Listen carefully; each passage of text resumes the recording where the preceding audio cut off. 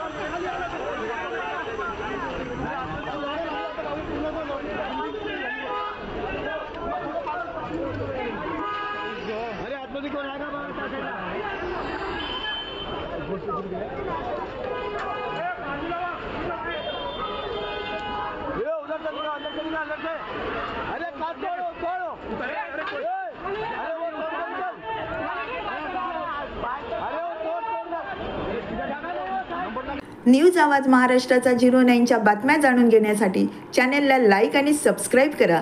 तसेच आपल्या बातम्या आणि जाहिरातीसाठी दिलेल्या नंबरवर संपर्क साधा.